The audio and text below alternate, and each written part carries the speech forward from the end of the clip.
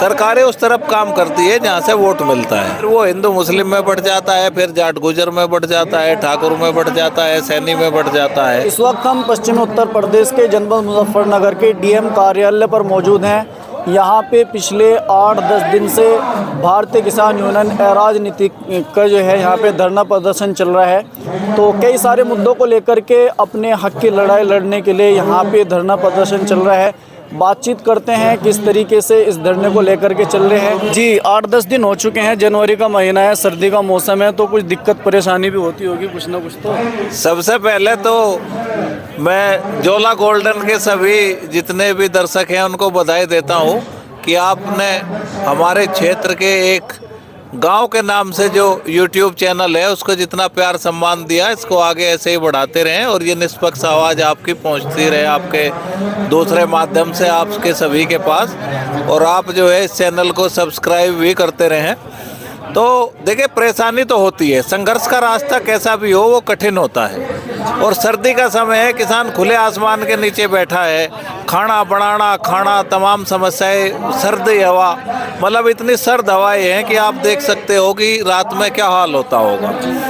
तो ये सब विषय ऐसे हैं कि देखिए, किसानों के हिस्से में तो संघर्ष है। किसान एक ऐसी चीज़ है जो फसल पैदा करता है और उसको ये नहीं पता होता कि उसकी फसल का रेट क्या होगा। एक बिस्किट बनाने वाला, एक साबुन बनाने वाला भी MRP तय करता है, लेकिन किसान MRP तय नहीं कर पाता क्योंकि उसकी फसलें ऐसी होती हैं कि उसके पास ना तो भंडारण की क्षमता होती, ना उसके पास फाइनेंस कैपेसिटी होती।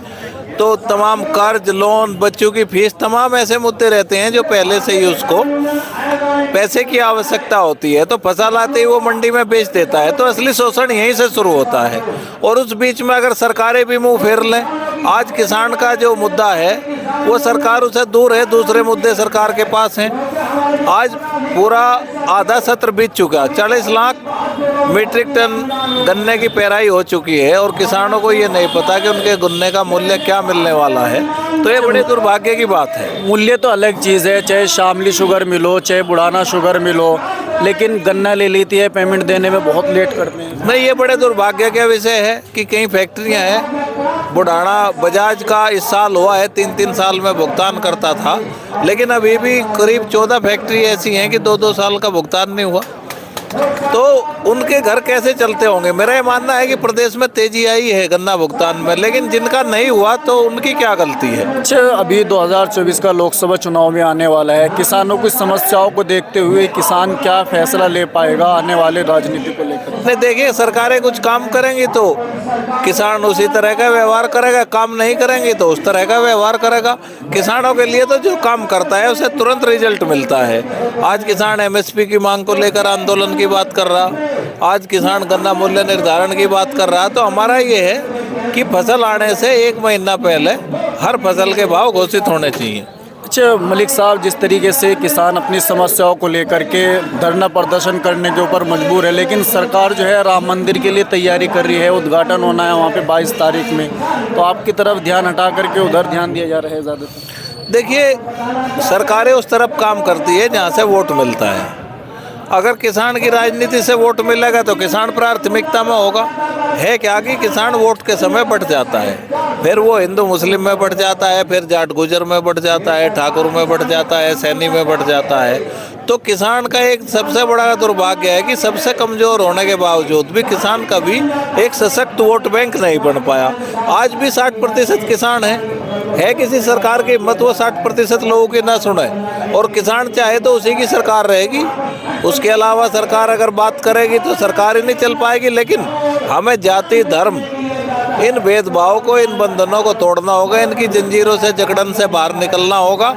और हम अगर एक चुनाव में किसान के नाम पे वोट करेंगे तो सरकार किसान के लिए ही काम करेगी। अधिकारियों से आज बातचीत हुई तो क्या आपकी समस्या है उनका समाधान होता हुआ? ये स्थानीय मुद्दे थे, जैसा बेसहारा पशु हैं और किसानों की ज़मीन के अधिग्रहण का भुगतान के मामले हैं, बुढ़ाने की गन्ना मिल की समीक्षा का विषय था।